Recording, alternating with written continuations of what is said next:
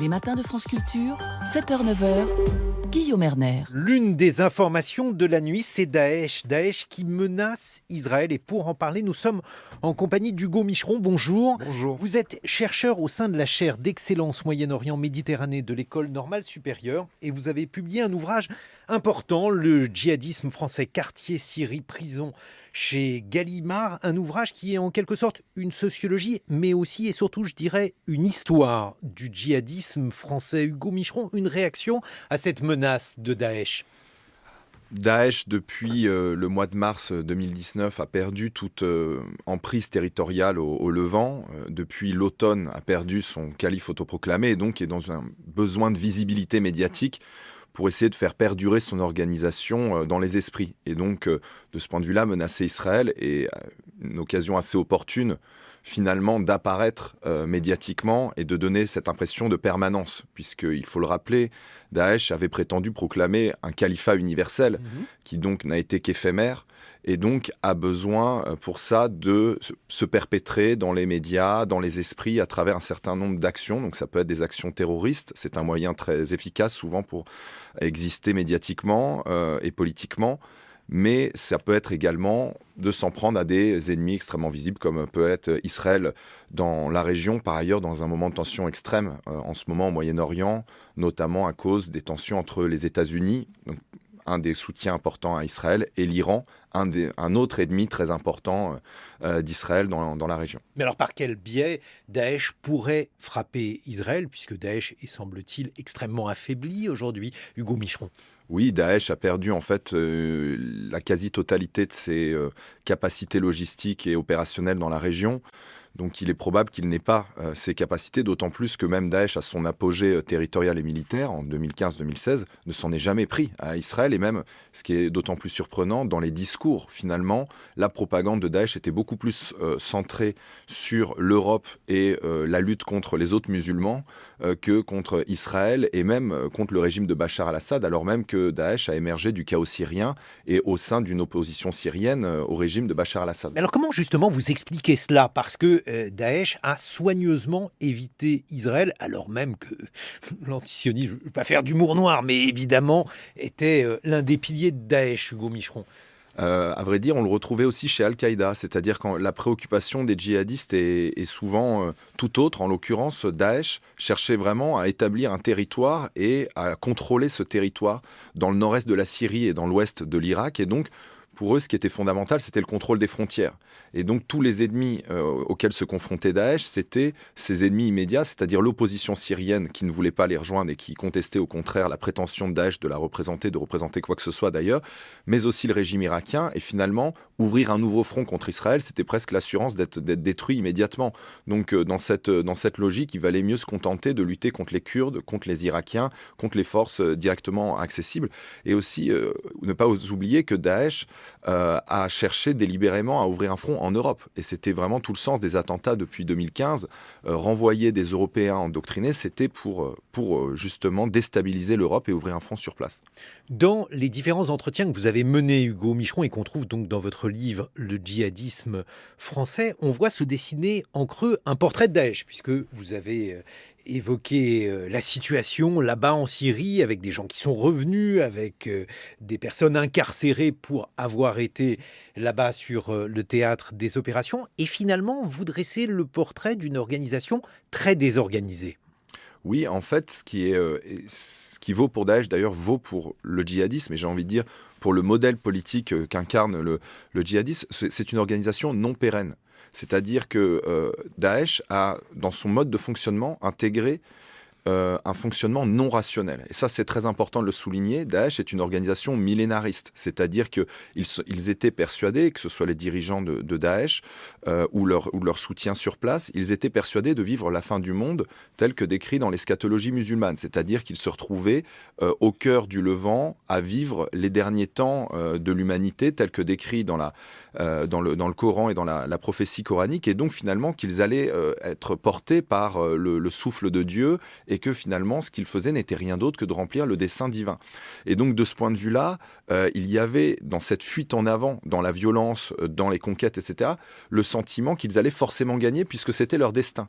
Et donc, de ce point de vue-là, Daesh a concrètement fonctionné de façon très, très irrationnelle en interne. Alors, ce qui est très important, c'est de comprendre déjà que Daesh s'est attaché à contrôler les frontières. Si Daesh a pu tenir 4 ans au Moyen-Orient, c'est parce qu'ils contrôlaient des postes frontières le long de la frontière turque, et du coup, qu'ils arrivaient à être nourris en hommes. Le modèle de Daesh, c'est vraiment le modèle du contrôle de la chair à canon des hommes qui arrivaient, qui étaient envoyés au front et souvent qui n'en revenaient pas, avec à noter que Daesh, c'est la seule organisation militaire au monde qui cherche délibérément à sacrifier ses hommes. Donc encore une fois, cette non-durabilité du système. Et oui, parmi les documents étonnants qu'il y a dans votre livre, il y a cette fiche d'état civil de Daesh où il est mention de la date où la personne va mourir, puisque de toute façon, elle est là pour mourir, Hugo Micheron. Oui, alors c'est très intéressant cette fiche, en fait, donc, qui est remplie par un inspecteur de Daesh à la frontière, si j'ose dire, au moment où se présentent les volontaires.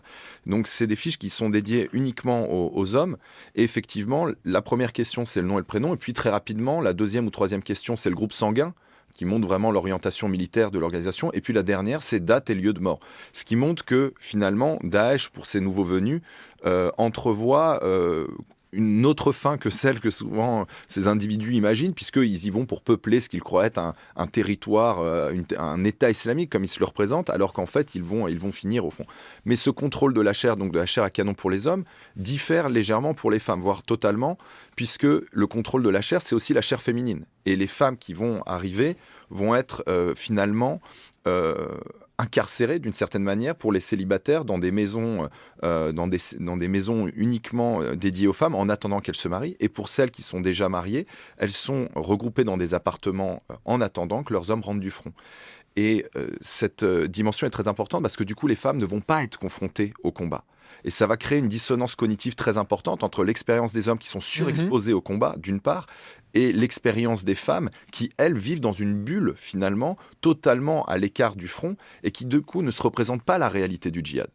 Et de ce point de vue-là, ça crée des expériences très, très dissonantes, ce qui fait que souvent, les femmes vont être beaucoup moins désidéologisées, beaucoup moins frappées par l'abandon, on va dire, les hommes ont été coincés dans l'étau du djihad et finalement le djihad s'est démonétarisé pour eux d'évaluer une fois qu'ils ont compris que finalement c'était une boucherie. Les femmes, elles, derrière, se retrouvent dans une situation très très différente. Et vous racontez même que lorsqu'il a été question pour des femmes en France de faire un attentat raté, eh bien, cela a été très mal perçu et finalement a précipité la discorde au sein de Daesh, Hugo Micheron. Oui, parce qu'en fait, la pierre angulaire de Daesh, c'est véritablement le contrôle des femmes. Alors ça, il faut le préciser, c'est une grande nouveauté dans le mouvement djihadiste, dans les mouvements djihadistes qu'a apporté Daesh.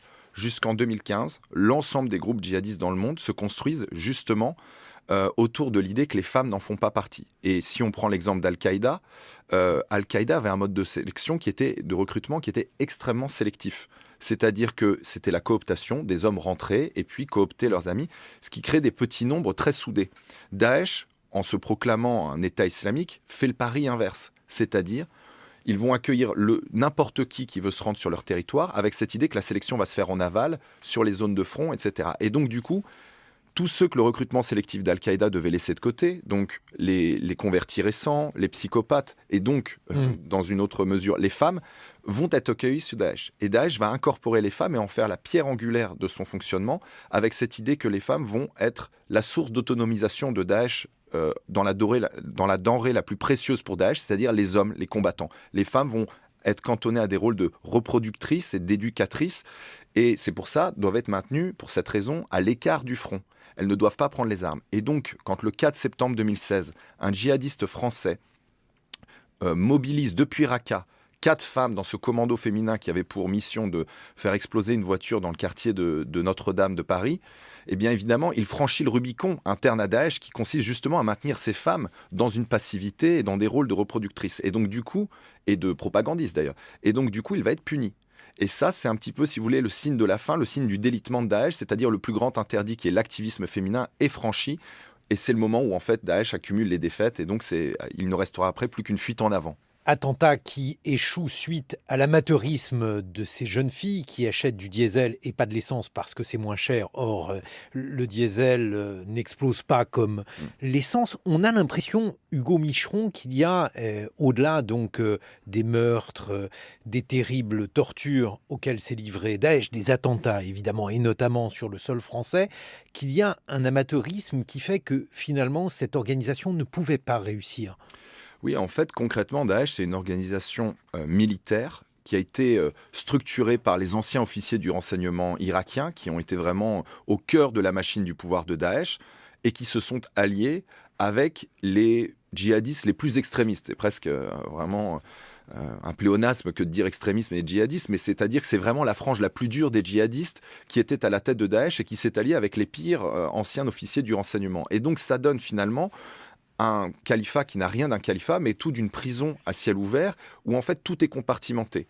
J'ai expliqué le fonctionnement à l'instant de la frontière, mais à vrai dire, une fois que ces individus, les volontaires, avaient passé la frontière, c'était encore pire. Ils étaient pas libres de leur mouvement. Il y avait plus finalement de contrôle sous Daesh qu'il n'y en a jamais eu dans cette région du monde, pourtant soumis à différents pouvoirs autoritaires depuis plusieurs générations.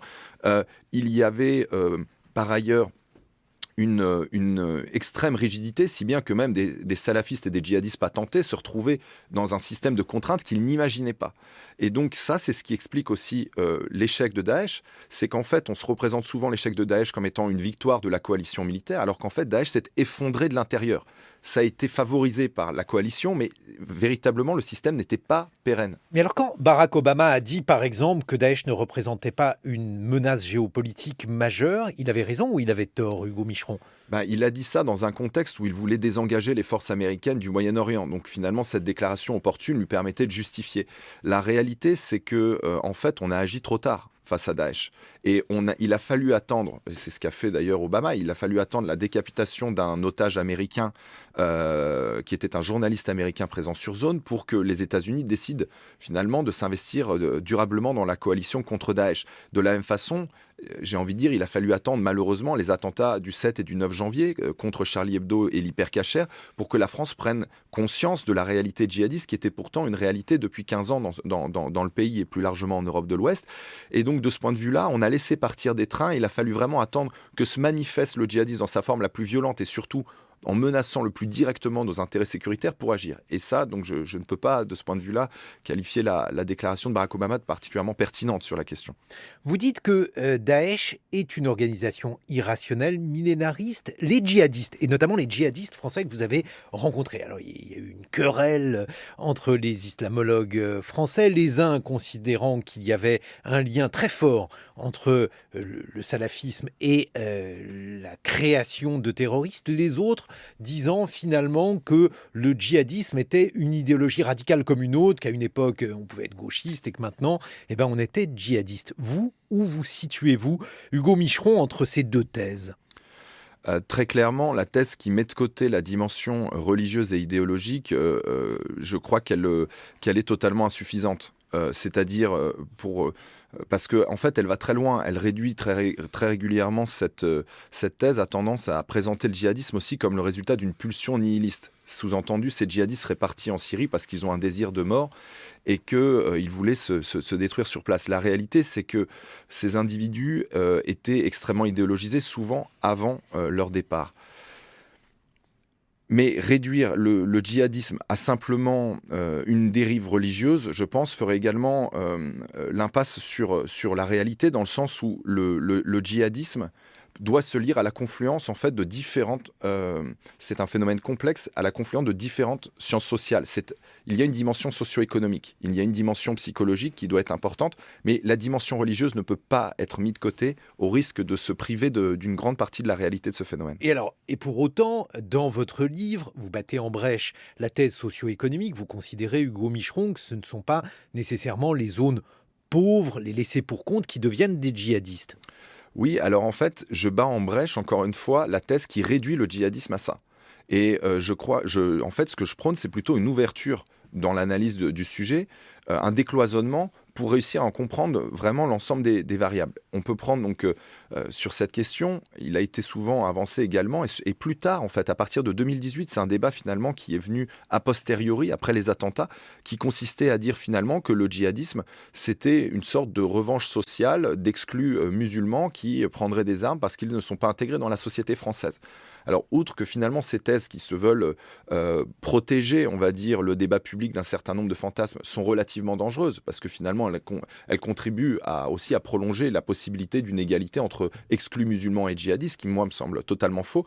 Outre ça, cette dimension, elle me paraît aussi extrêmement problématique, parce que finalement les zones de départ en Syrie et en Irak ne correspondent pas aux zones les plus marginalisées, de la même façon que les zones, il faut intégrer de nouveaux facteurs pour le prendre. Alors, vous donnez un exemple, pardonnez-moi, Hugo Micheron, en introduction de votre livre, vous dites, voilà, l'UNEL a produit énormément de djihadistes, Chanteloup-les-Vignes, donc une zone aussi paupérisée, n'en a pas produit. Qu'est-ce qui s'est passé comme différence? Pourquoi cette différence entre ces deux lieux, Hugo Micheron? Alors, cet exemple est un exemple que je prends, mais on pourrait le multiplier. Il y a la l'UNEL, petite classe moyenne, ville de petite classe moyenne, Marseille, très paupérisée, 25 départs à l'UNEL, quasiment zéro à Marseille. Ça vaut aussi pour la Belgique. On pourrait vraiment démultiplier les exemples.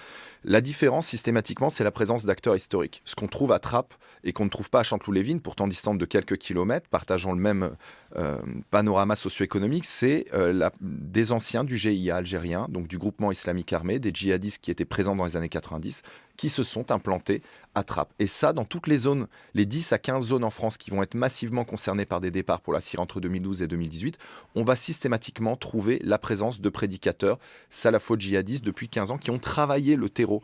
Et c'est le terrain social, mais c'est aussi le terrain religieux. Et donc, c'est pour ça qu'il faut ouvrir l'analyse au maximum et restituer ces dynamiques dans le long terme. Donc, s'il y a une géographie, il y a aussi une histoire du djihadisme français.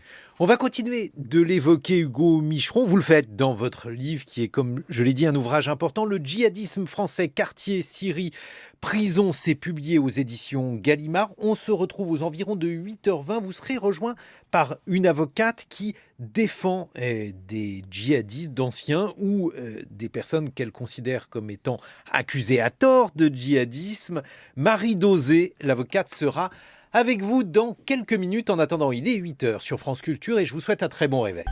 7h, 9h, les matins de France Culture, Guillaume Erner. 8h21, et oui, puisque Frédéric Seyss a évoqué la question de la responsabilité d'un homme que l'on pourrait percevoir comme un terroriste, là en l'occurrence celui qui a tué Sarah Halimi. Et justement, nos deux invités ont travaillé sur la question des djihadistes. L'un est chercheur, il publie Le djihadisme français, il s'agit d'Hugo Micheron, c'est aux éditions Gallimard, et l'autre est avocate, Marie Dosé. Les victoires de Daesh, vous défendez un certain nombre de personnes accusées à tort ou à raison de terrorisme. La question de la responsabilité du terroriste ou d'une personne qui se livre à un crime de ce type, comment se pose-t-elle dans la justice française? Mais elle se pose, en tout cas judiciairement, de la même façon que pour tous les autres justiciables, c'est-à-dire que des collèges d'experts sont saisis pour déterminer si oui ou non il y a responsabilité pénale.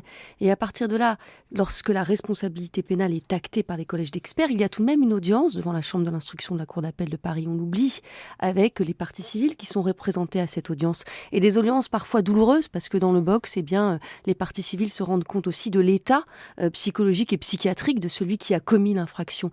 Donc évidemment que l'indépendance de la justice doit être respectée, et que là, en l'occurrence, c'est plutôt un président de la République qui répond à une opinion publique pour aller vers la cassure de cette indépendance de la justice. Et c'est dommage. Ça me fait penser à cette femme sur la légitime défense, vous savez, avec François Hollande, qui avait terminé par la gracier. Jacqueline voilà. Sauvage. Merci, je cherchais son nom, qui avait partiellement gracié cette femme pour qu'elle puisse bénéficier d'une libération conditionnelle. Et les magistrats, d'ailleurs, avaient résisté en refusant cet aménagement de peine. Ça, c'est la question donc des présidents de la République et de l'indépendance de la justice. L'avocate que vous êtes, ça ne lui arrive jamais de se dire que les experts se sont trompés dans leur expertise?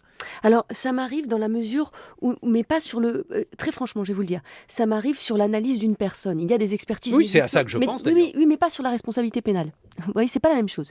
Sur des expertises médico-psychologiques ou psychiatriques, il m'arrive d'être en désaccord ou de ne pas très bien comprendre ce que l'expert raconte et je demande une contre-expertise. Mais sur la responsabilité pénale, très sincèrement, les collèges d'experts sont tout de même, font un travail considérable et contradictoire d'ailleurs, puisqu'on peut quand même demander à faire des observations ou des contre-expertises et in fine, c'est difficilement contestable. Mais alors, Hugo Micheron, parce que dans votre livre, vous faites des portraits de djihadistes, ou bien parce que vous les avez rencontrés, ou bien parce que vous nous racontez leur histoire. Et alors, il y a toute une série de sociopathes, de psychopathes, je ne sais pas comment les appeler. Alors, il y en a un qui m'a particulièrement marqué, il s'appelle Barou. C'est une sorte de fondu, comme on dirait un peu vulgairement.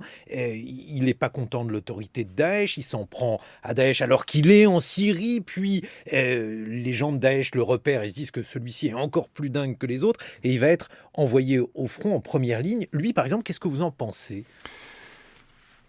Il appartient à un profil, il y en a bien d'autres. Donc c'est une partie des djihadistes qui ont rejoint Daesh qui en fait étaient connus pour leur ultra-violence. En l'occurrence, cet individu était, avant d'être djihadiste, un détenu de droit commun. Il avait déjà été incarcéré pour des faits de violence très importants.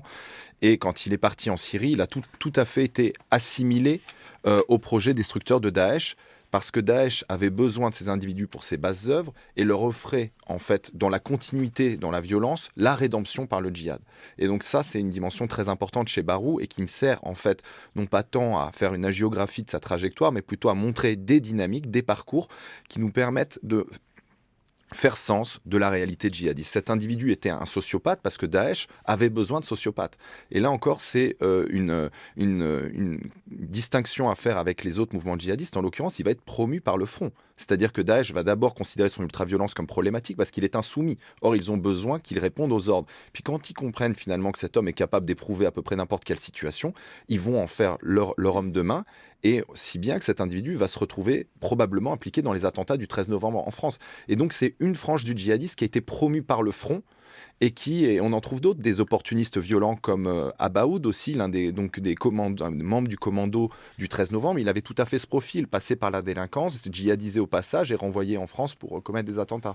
Maître Marie Dauzé, vous, dans votre livre, vous faites d'autres portraits. J'aimerais par exemple que vous nous présentiez Rachid, 25 ans. De quoi est-il accusé et comment, pour vous, a-t-il un certain nombre de circonstances atténuantes ? Bref, présentez-nous ce profil de Rachid. Mais au-delà de la circonstance atténuante, Rachid a été rattrapé par l'institution judiciaire. C'est-à-dire que c'est quelqu'un qui est parti 3 semaines sur zone et qui, dès l'instant où il met un pied en Syrie, n'a qu'une seule idée, c'est de fuir. Voilà. Bon, il part pour sauver les enfants syriens, oui, dit-il. Mais vous savez, Daesh a essayé d'attraper comme ça et accueilli nombre d'adolescents ou de jeunes personnes en leur faisant croire que là-bas, c'était faire de l'humanitaire. Et puis eux, soit dans leur naïveté, soit parfois aussi parce qu'ils trichaient avec eux-mêmes, ils sont allés officiellement pour cela. Mais c'est plus compliqué que ça. En tout cas, ce qui est important de retenir, c'est qu'une fois que Rachid met un pied là-bas, il n'a que pour seul dessein que de fuir. Et il fuit au bout de 3 semaines.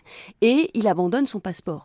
3 années plus tard, l'affaire des Daesh Leaks, c'est-à-dire qu'on va retrouver ses passeports et qu'on va les rendre publics et il va y avoir une enquête préliminaire contre Rachid. On ne va strictement rien trouver. C'est-à-dire qu'on va le surveiller, on va le placer sur écoute téléphonique et c'est une personne qui, depuis 3 ans, n'a absolument pas attiré les services de renseignement, qui ne se rend pas à la mosquée, qui ne présente vraiment aucun indice de radicalisation ou autre. Et on va malgré tout l'arrêter pour son séjour, 3 années plus tôt. Et là, la machine judiciaire va rattraper le temps perdu. C'est-à-dire qu'on est juste après l'assassinat du père Hamel et qu'on va lui dire mais de toute façon vous ne serez pas placé sous contrôle judiciaire. Vous allez être détenu jusqu'à votre jugement parce que depuis l'assassinat du père Hamel, plus personne ne sort sous contrôle judiciaire. Et il va finir par être condamné à 5 ans d'emprisonnement ferme sans aménagement alors qu'en première instance d'ailleurs les magistrats avaient considéré qu'il fallait le condamner à 5 ans dont 3 ans sursis mis à l'épreuve eu égard à son profil et puis eu égard au fait qu'il n'avait pas eu besoin de la justice pour comprendre en tout cas son erreur et à partir de là, ce que j'explique, c'est qu'on peut créer de la défiance aussi, en uniformisant. Hugo Micheron avait raison tout à l'heure, il n'y a pas qu'un profil. Et la majorité de ceux qui sont partis n'ont pas d'antécédents judiciaires. Mais alors, ça, maître, c'est important de le dire. C'est quand même pour lui très habile, et pour vous aussi, puisque vous êtes avocate, et donc vous êtes là aussi pour bien faire votre métier, de dire, voilà, cet homme n'a rien fait, il n'y a aucune charge contre lui. Est-ce que finalement, ce garçon ne vous a pas enfumé, pardonnez-moi l'expression, ou est-ce que vous n'êtes pas en train de bien faire votre métier en nous disant qu'il est innocent? Mais jamais je n'ai dit que ce garçon n'avait rien fait. L'association de malfaiteurs, il suffit d'avoir des velléités de partir sans partir pour risquer 10 ans d'emprisonnement. Minimum. Donc évidemment que mon métier, c'est pas d'être enfumé par mes clients, et je pense très sincèrement que la plupart d'entre eux, lorsqu'ils se trouvent face à leur juge, les trouvent beaucoup plus sympathiques que moi. D'abord, c'est aussi ça, c'est Qu'est-ce que ça difficile, veut vous savez, dire? mais parce que nous sommes durs avec ceux que nous défendons. Parce que justement, nous redoutons, nous aussi, nous avons une responsabilité, et nous avons peur aussi de nous tromper.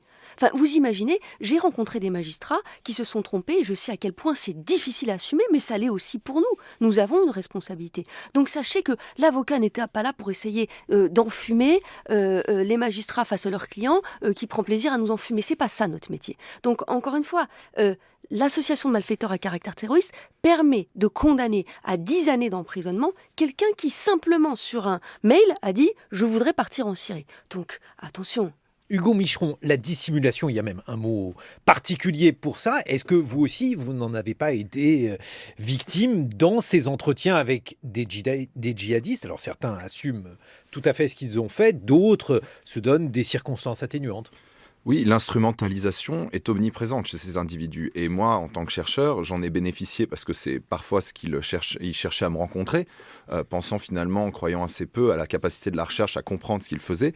Et c'est pour ça que le simple fait de faire du terrain ne suffit pas, je crois, à pouvoir comprendre le fonctionnement du djihadisme. Par contre, ce qui le permet, c'est la capacité à passer leur discours au crible de l'analyse scientifique, de l'analyse aussi religieuse, de replacer leur parcours dans une trajectoire et de sortir de la multiplication des cas individuels pour essayer de comprendre justement les tendances collectives. Et donc de ce point de vue-là, il y a une méthodologie de recherche qui a été, je crois, sur le terrain, à la fois mon bouclier et mon épée. Mon bouclier parce qu'elle me permettait de me prémunir contre toute une logique d'instrumentalisation qu'ils ont mis en place de façon plus ou moins grossière autour de moi, et mon épée parce que c'est ce qui me permettait, à travers mon questionnaire, à travers de finalement leur tirer les vers du nez, et donc ensuite de passer tout ça à l'analyse.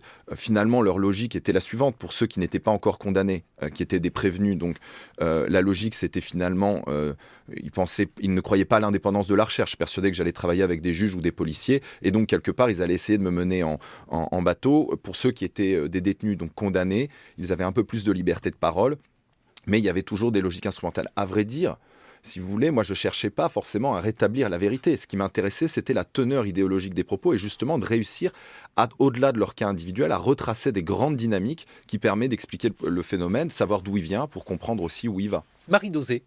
Oui, non, mais c'est pour ça que le livre d'Hugo Micheron est intéressant, mais je rappelle tout de même que les entretiens s'arrêtent au moment où les quartiers d'évaluation de la radicalisation s'ouvrent en détention, au moment où les quartiers des prises en charge de la radicalisation s'ouvrent, c'est-à-dire Hugo Micheron n'a 2016-2017. pas l'air d'être d'accord. Mais Vos entretiens, c'est 2014-2017. Non. Ce que je veux dire, c'est ce que vous aviez indiqué. Non, c'est mon terrain qui va de 2014 dans les quartiers, puisque on parle beaucoup de la prison, mais j'ai aussi fait un terrain à l'extérieur. Oui. 2014, c'est mes premiers terrains en Syrie, en Irak et dans les quartiers.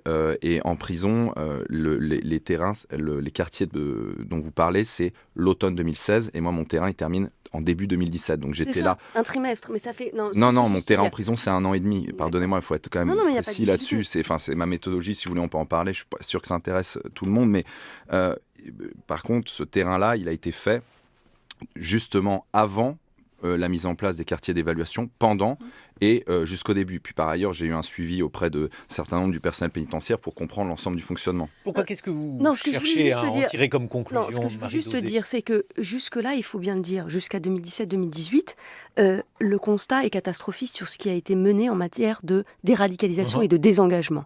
Force est tout de même de constater que depuis 3 ans, parce que désormais on est à près de 3 ans de travail, les quartiers d'évaluation de la radicalisation, les quartiers de prise en charge QPR de la radicalisation, puis les quartiers d'isolement après l'évaluation, changent un peu la donne. Pourquoi ? On a quand même là une administration pénitentiaire, mais qui a pris conscience des programmes dévastateurs et des échecs du passé. Je ne suis pas en train de vous dire que la déradicalisation est une science exacte, mais il y a eu un vrai progrès. Et c'est pour ça que la petite phrase qui a fait le tour de la sphère médiatique d'Hugo Micheron sur l'ENA du djihad, s'agissant des prisons, en rapport aux universités du djihad, c'est-à-dire le camp Bucca et le camp Abu Ghraib, m'a choquée. Franchement, j'y vais chaque semaine. Je ne dis pas qu'on est en train de réussir, on n'a pas le droit de dire ça. Mais je dis que là, le problème est enfin pris à bras-le-corps. Hugo Micheron. Oui, moi, il ne m'appartient pas de juger le travail de la pénitentiaire pour dire bravo ou alors c'est problématique. Cette phrase, c'est un chapitre, c'est le titre d'un chapitre sur la dernière partie qui porte sur les prisons qui fait 90 pages. Donc j'espère que les gens vont le lire et se rendre compte que c'est qu'un bout. Ce livre, c'est la première fois qu'on raconte le fonctionnement du djihadisme en milieu carcéral. Mon propos, c'est de dire que bien au-delà de cette question de savoir si c'est l'ENA du djihad, c'est de savoir comment fonctionne le djihadisme en milieu carcéral. Et jusque-là, on a été victime, finalement, d'une vision biaisée de la prison, héritée d'un certain nombre de concepts tirés, selon moi, d'une incompréhension du travail fondateur de Michel Foucault. Alors là, il faut que vous nous expliquiez, que vous nous rappeliez ce qu'a dit Michel Foucault sur la prison et en quoi c'est une mauvaise interprétation de Michel Foucault qui serait responsable finalement de la vulgate dominante. Donc en 1975, quand le philosophe Michel Foucault publie son livre Surveiller et punir, il ne cherche pas à faire une théorie de la prison. Il cherche à présenter, à tenir un certain discours sur la prison, et de cette œuvre a été tiré 2 legs qui sont très redondants dans les travaux universitaires et à vrai dire dans le débat public sur la prison. Ces 2 legs, c'est d'une part de considérer que la prison est un espace coupé de tout, une sorte de forteresse coupée du reste de la société. Le deuxième leg, c'est qu'en son sein, il y aurait une asymétrie fondamentale entre des détenus privés de tout et des surveillants qui donc seraient les dépositaires d'un pouvoir presque totalitaire de l'État. C'est extrêmement intéressant ce travail, mais la réalité, c'est que ça a figé l'analyse des prisons. Pour vous, ce qui se passe, c'est autre chose aujourd'hui. Oui, parce que la prison n'est pas un cul-de-sac, ce n'est pas coupé du reste de la société, et il y a des relations carcérales qui sont extrêmement organisées. Il y a un ordre social des prisons, et ça, il y a beaucoup d'autres auteurs qui travaillent sur ce sujet, qui l'ont souligné. Et en matière de djihadisme, si vous voulez, ce qui s'est passé, c'est que en l'espace de quelques années, on est passé de quelques dizaines de djihadistes à 500 djihadistes derrière les barreaux. Ce qui fait qu'aujourd'hui, il y en a plus derrière les barreaux en France qu'il y en a encore en Syrie et en Irak. Du coup, il y a eu des transformations. Ces individus ont rapporté un certain nombre de mécanismes qu'ils ont développés en Syrie. Alors ça vaut pour les traumatismes.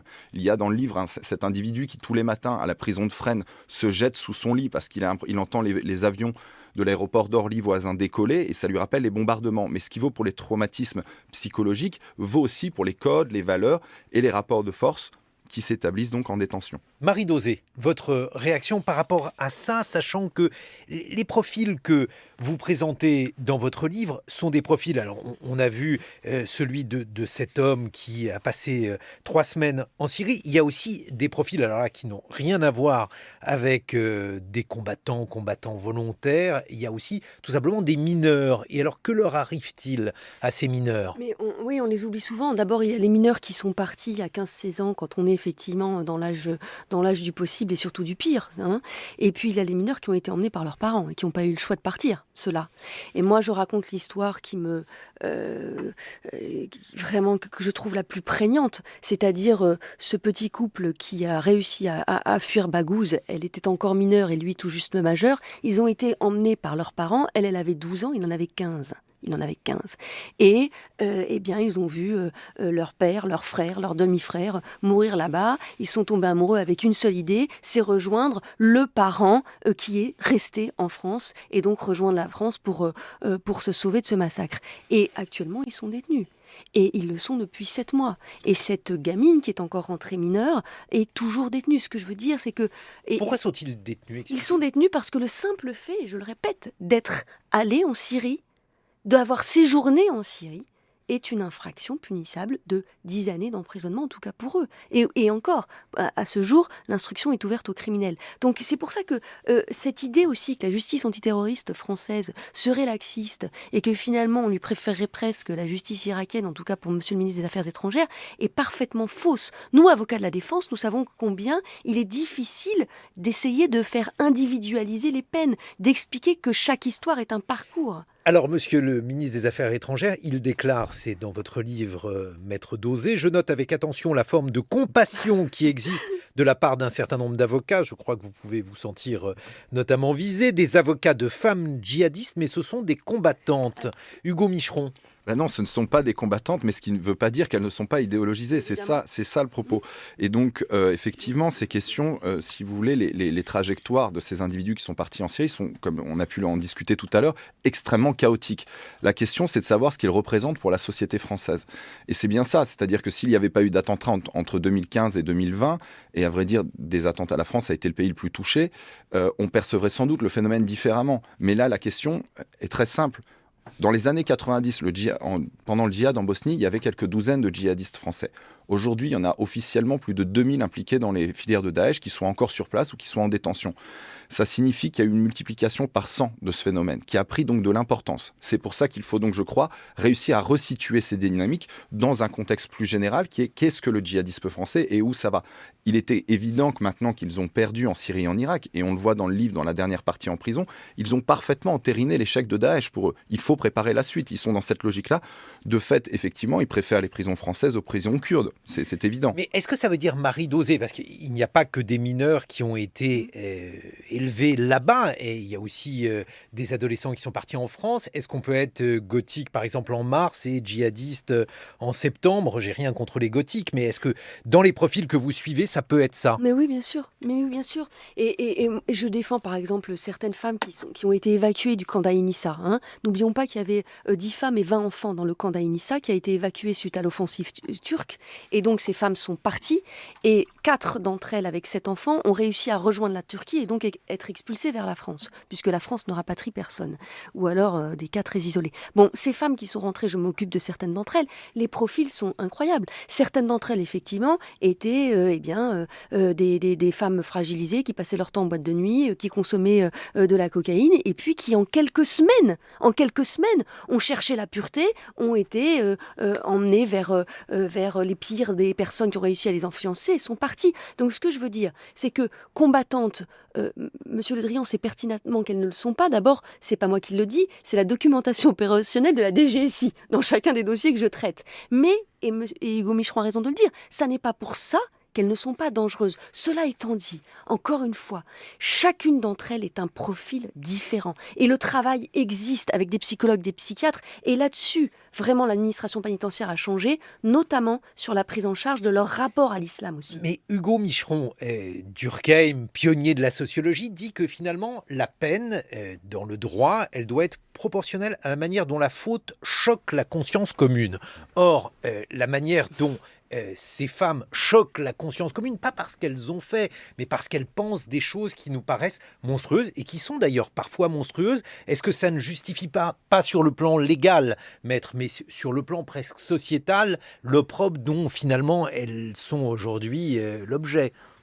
En fait, encore une fois, mon discours est très très loin d'accabler la pénitentiaire parce que je partage le fait qu'il y a énormément de changements depuis 2016-2018. Je pense qu'ils sont très très loin encore d'être sortis de cette difficulté qui est totalement inédite, la gestion de 500 individus radicalisés derrière les barreaux. La question qui se pose, c'est comment est-ce qu'on punit un djihadiste ? Parce que c'est ça, ces individus qui sont partis et qui sont revenus convaincus, si vous voulez, pour eux, la prison, et c'est ça, moi, qui m'a beaucoup surpris dans mon terrain de recherche, c'est que, de prime abord, dans les entretiens, ils avaient identifié que la prison était en fait un espace de regroupement. Il ne faut pas oublier que s'ils sont partis en Syrie et en Irak, c'était pour se regrouper. Et donc, à partir de là, ils pouvaient, à partir de la prison, recréer des dynamiques, alors sous le contrôle de l'État, sous une surveillance étroite, dans des conditions de détention qui ne sont pas toujours évidentes, mais qu'ils arrivaient à profiter de la prison pour s'identifier, pour se former, pour finalement réfléchir à l'après-Daesh. Et c'est normal, la prison, on a du temps. Donc, cette question, c'est de savoir, en fait, il y en a un idéologue patenté qui a ses propos qui sont, je trouve, très durs. Il dit finalement, je ne me suis jamais senti autant épanoui idéologiquement qu'en prison. Donc il faut vraiment prendre la prison et la réintégrer dans des dynamiques qui se produisent dans le reste de la société et dans les dynamiques qui se sont produites en Syrie qui sont en partie réimportées aujourd'hui en prison. Et c'est dans ce continuum-là qu'on arrive à faire sens des dynamiques djihadistes globales. Maître Dauzé. Oui, mais il ne faut pas oublier non plus que une étude du Centre d'analyse du terrorisme, du CAT, sur le profil de 238 individus en lien avec les filières syro-irakiennes, jugées entre 2014 et 2017, a établi que 62% de ces personnes n'ont jamais été condamnées et n'ont jamais connu la prison. Comme une dernière étude de novembre 2018, sur 163 djihadistes qui ont fomenté quelques 88 projets d'attentats entre 2015 et 2018, n'ont aucun antécédent judiciaire. Donc la prison n'est pas seulement le lieu où se Non, mais crée vous ne la pouvez pas radicalisation. vous prévaloir des manques de la détection de djihadistes pour protéger les autres. Ce que je veux dire par là, c'est que Non. ceux-ci, par exemple, n'ont pas eu effectivement d'antécédents. Mais pour les autres, parce que finalement, la question qui se pose, et elle se pose pour les revenants comme pour ceux qui ont eu un certain nombre de sympathies djihadistes, c'est de savoir s'ils peuvent commettre une récidive, maître. Et là, Bien sûr. comment être sûr qu'ils n'en commettront pas? Bien sûr, mais attendez, d'abord, le risque zéro n'existe pas. On ne va pas essayer de faire croire autour de cette table qu'on peut effectivement s'assurer qu'aucun d'entre eux ne récidivera. C'est tout. Mais juger, ça n'est pas que neutraliser. Et c'est terrible pour les magistrats. Et ils ont une responsabilité. Et je comprends la peur qui les habite lorsqu'ils jugent. Maintenant, des remparts doivent être mis en place et sont en train d'être mis en place. Il y a les programmes PAIR pour ceux qui sont sous contrôle judiciaire ou sous bracelet électronique. Il y a effectivement les quartiers d'évaluation de la radicalisation. Et j'y viens parce que ce sont des experts psychiatres, psychologues, des imams, des éducateurs, des professionnels qui les entendent, qui les écoutent, qui les observent. Tout cela est mis en place pour essayer justement de canaliser ce risque de récidive et pour surtout créer des remparts contre la taquilla et la dissimulation. Mais encore une fois, le risque zéro n'existe pas et on ne peut pas considérer qu'ils ont tous le même profil parce que justement, on jugerait dans la peur. Hugo Micheron.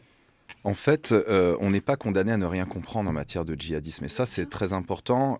Les profils qui ont été évoqués, ces individus qui étaient en boîte de nuit cocaïnés et qui se retrouvent sous Daesh, ils existent, mais ils partent après 2014. Ils font partie de la troisième vague des départs. Il y a 3 vagues. La première, c'est celle des pionniers. Ces individus, c'est les vieux de la vieille. Ils étaient dans le djihadisme depuis 10-15 ans en France. Ensuite, les cercles se sont élargis. Et en fait, si on voit ces profils fragiles, c'est parce qu'après 2014, il y a vraiment un mouvement de masse des départs. Et ça, on le retrouve partout en Europe, et qui fait que des individus finalement vont basculer de plein de façons, mais réduire le djihadisme à ça serait une grossière erreur. Et c'est le débat public s'est contenté de ça. En fait, entre 2015 et 2020, on a réduit le djihadisme finalement à un décérébré radicalisé sur Internet. Et ce qu'il faut comprendre, c'est qu'il y a, de la même façon qu'il y a ces djihadistes Facebook, comme ils sont présentés par certains djihadistes que j'ai rencontrés, il y a surtout la colonne vertébrale du djihadisme français, qui a été, si vous voulez, c'était des militants avant la détention, c'était des militants pendant la détention, et ça peut être encore des militants après. Le djihadisme français, ce que je veux dire, c'est que c'est un défi de société, beaucoup plus que sécuritaire. C'est un défi de société qui est en fait encore devant nous. Et de ce point de vue-là, la décennie qui vient va être fondamentale. On ne peut pas se contenter pour l'instant d'approximations sur le sujet. Et je veux dire, il faut poser le diagnostic et y répondre de façon totalement dépassionnée, en évitant de réduire ça à une question sécuritaire, sinon on passe à côté du gros du phénomène. Un mot de conclusion, Marie Dauzé. Qu'est-ce que vous réclamez aujourd'hui pour ces jeunes gens qui sont jugés, détenus parfois ? Alors, d'abord, moi, ce que je réclame aujourd'hui aussi, c'est ce que réclament les grands spécialistes du contre-terrorisme américain et anglo-saxon dans une lettre publique du 11 septembre 2019. C'est surtout qu'on ne prenne pas le risque de la dispersion et qu'on rapatrie nos ressortissants majeurs et mineurs. Les ressortissants majeurs doivent être jugés en France et on doit sauver 300 enfants qui sont innocents et qui sont en train de mourir dans ces camps. Je lisais hier avec effarement le tweet d'Emmanuel Macron sur l'anniversaire de la Convention internationale des droits de l'enfant qui explique que ces droits de l'enfant ne sont pas respectés partout et l'enfance fait face à de nouvelles menaces. Notre combat est celui de l'enfance alors même que depuis 2 ans et demi, nous essayons de sauver ces gamins dans le vide. Donc ça, c'est la priorité. D'abord parce que c'est une des victoires de Daesh de nous faire renoncer à nos principes fondamentaux, c'est-à-dire sauver ces enfants. Merci Marie Dauzé. Les victoires de Daesh quand nos peurs fabriquent du terrorisme. C'est aux éditions Plomb. Hugo Micheron, le djihadisme français. Quartier, Syrie, prison aux éditions Gallimard.